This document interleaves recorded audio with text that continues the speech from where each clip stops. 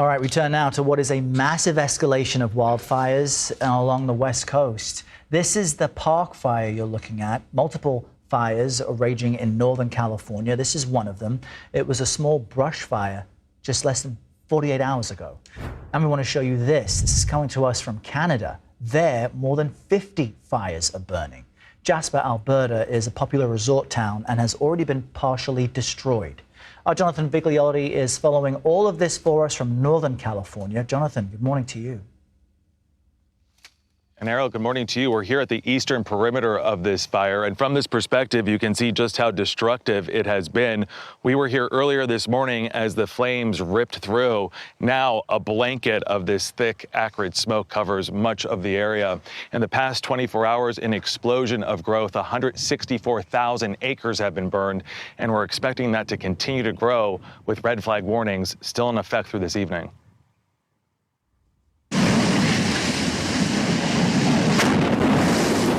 Explosions from the raging park fire sent fire crews running for safety. The barely contained blaze started Wednesday and surged in size, engulfing structures and vehicles.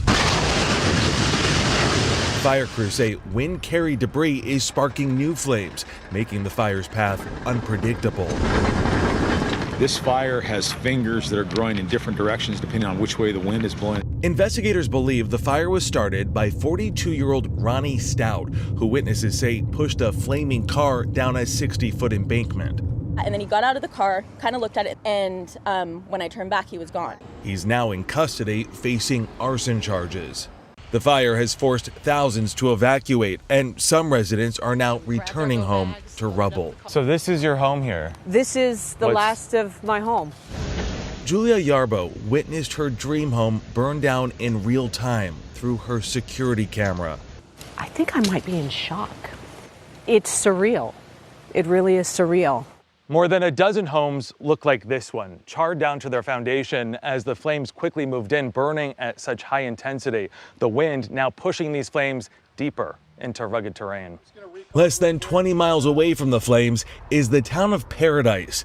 It was reduced to ash in 2018 by the Camp Fire, which killed 85 people. Just like with the Camp Fire, we had time to get that notice and get out.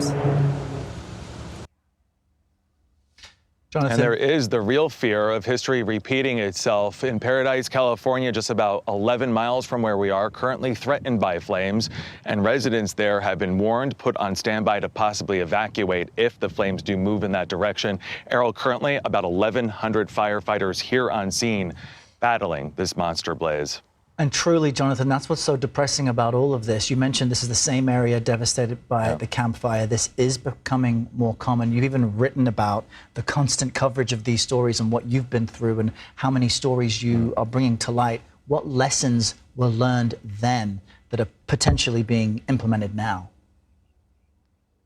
And it's a good question. Lessons have been learned. Some of them have been hard to enforce, specifically when it comes to creating a barrier around homes. Defensible space is what it's known in firefighter language. That's removing dry vegetation and trees from homes. So many of the homes that you saw in our piece impacted by this fire did not take those actions, did not remedy those concerns. They did not remove those trees, and as a result, they burned. Some lessons that were learned and did take effect here were the quick evacuation notices. They happened about a few hours before the fire really moved in, giving so many people enough time to evacuate safely. And of course, so many people aware of what happened in Paradise. It is hard to forget what happened there in 2018. A lot of people, instead of choosing to ride this out at home, really heeding those warnings and evacuating, Errol. Yeah, tough decisions all around. Jonathan Vigliotti, thanks so much. The Butte County District Attorney says 42-year-old Ronnie Dean Stout II is facing arson charges in connection to this fire. The DA's office says this is the car that sparked that blaze. So much to get to. Your reporter Madison Keevy joins us near the fire footprint with more. Madison. We talk about how quickly this fire has grown over the last day, but also how quickly there was an arrest made. And it's due in large part to eyewitnesses who didn't hesitate when they saw a car fire. They could never have imagined, though, that would have grown to this. Fast-moving fire, wrapping homes, cars, anything in its path in flames. We were in the fire footprint on Thursday afternoon near Chico. This is the scene, an active one, again, in Cohasset, where this rural community is being so deeply impacted and so fast. An arrest on suspicion of arson, made within a day of the fire starting. A quick response with help from eyewitnesses who saw it all play out. And then I saw smoke come up from underneath the car, and I was like, oh my God, like I think it's catching on fire. So we're like watching, and then I see flames sort of lick up on the passenger side of the car. The man arrested, 42-year-old Ronnie Stout II. Witnesses say they saw him push a burning car into a gully, spreading flames that caused the park fire. And we saw him like revving his engine, and like his wheels were spinning and stuff. One eyewitness, a Chico local, said she saw the car, found burned out later, driving recklessly, and believes it got stuck after a spin out. He was kind of slow, he got out, but he definitely like went back in and then came back out and then like looked at it and sort of turned around and walked in the middle of the road. It was standing like this. What started small has grown into the state's largest wildfire this year by far. A massive plume of smoke hangs in the air. On the ground, crews work to save tight-knit communities. Be done. I had no idea anything like this was going to happen, and it's really overwhelming to kind of think that it did and sort of be the person to witness it start and like all this devastation. Processing how quickly things changed and what it means for the future of these hills. And we want to protect it. I didn't know we were going to protect it in this way or attempt to protect it in this way, but I'm honored to do that. You see how personal this is for locals. I mean, that plume of smoke you saw was visible for miles. People in Chico and beyond, we saw pulling over to take photos of it, stopping to look and kind of talking about what's going on underneath that we can't see. And of course, waiting for those updates from authorities. Here are the latest numbers. The flames quickly growing overnight with 164,000 acres now burning. The fire still just 3% contained. CAL FIRE is saying 4,200 structures are threatened, but so far we don't know how many are damaged or destroyed. The fire started in Butte County just east of Chico on Wednesday. It's now expanded into Tehama County. Evacuation orders are in effect in both counties. And we do have team coverage this morning on this fast-moving wildfire. CBS 13's Rachel Wolf back in Butte County for a second day. Photojournalist Dave Grasshoff also in the area following the fire lines there. And in the Weather Center, meteorologist Christine Hansen tracking conditions. And CBS 13's Sacra Gray is breaking down what we're learning about the suspect. All right, let's start off with CBS 13's Rachel Wolf joining us live with more on the firefight. Hard to believe yesterday when we talked to you, this thing was about 40,000 acres. Now it's at 165,000.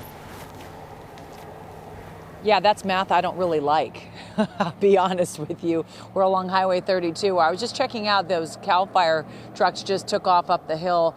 Dave Grasshoff, our photojournalist, is a few miles up the hill. We are at the blockade, so you cannot get past this point. We're at Highway 32 in Yosemite, and I'm showing you the fire that's burning along the hillside. And you know, this fire was going towards Red Bluff yesterday, and then it switched back, and it's now headed towards Forest Ranch, and it's actually similar in location to where the fire started, which is at Alligator Hole, which is in Upper Bidwell Park. Bidwell is a jewel here in Chico. I went to Chico State. Lots of people like to come and bike, hike, swim in Big Chico Creek. But I'm going to ask Stephen to pan over to the right, and I'm going to show you this area of development over here. And the reason why I'm bringing this up is when I was in college here in the 90s, we won't go into when that was exactly in the 90s, but this was all just fields with cows. And why this is nerve-wracking is that we're about a couple miles from some of these subdivisions that are starting to move up along the hillside here. And as you go up Highway 32, the fire jumped 32 last night, you get into the Paradise area. Those people have been through so much already. And let's take a look at the flames from last night. This is shot from our crews last night, where you can see how quickly that fire was spreading, how fast and furious the flames were. The only positive, and again, I don't want to say this is a positive, but the Paradise area, we've got a big truck going by here as the crews start to wake up and they start to change over from night to day. there's a burn scar all around Paradise, so there's not as much fuel in terms of vegetation on the ground. There is all around Paradise where that fire didn't burn, so hopefully that will slow the fire. The winds, though, swirling this morning much more than yesterday, and when you have that swirling direction of the wind, that's what makes the fire do erratic things, and it makes it hard to predict, even when you're fighting it from above with tankers and below with hand crews. Yeah, and they're hitting this from the air, from the ground. Hopefully they can get a little more containment. Again, sitting only at about 3% this morning. Rachel, thank you.